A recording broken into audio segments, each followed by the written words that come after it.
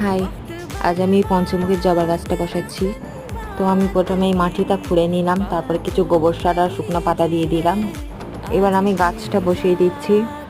বসানো কমপ্লিট হয়ে গেলে এবার সাইডে সাইডে মাটিটা দিয়ে দেব। আর এই গাছটা আমার মা প্রতিস্থাপন করছে। এটাই আমার শেষ গাছ বসানো। আর বসানোর মতো কোনো গাছ নেই, আবার নার্সারি থেকে আনতে হবে। এবার নার্সারি থেকে চন্দ্রমল্লিকা, গাঁদা ফুল গাছ, গোলাপ ফুল গাছ সব নিয়ে আসবো, কারণ পরবর্তীকালে শীতকাল পড়ছে। শীতকালের গাছ না আনলে হয়।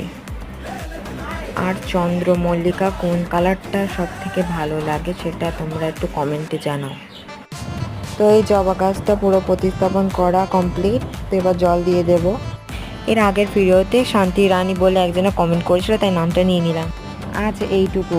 ভালো লাগলে লাইক করে দিও, আর যারা আমার চ্যানেলে নতুন দেখছো তারা সাবস্ক্রাইব করে দিও।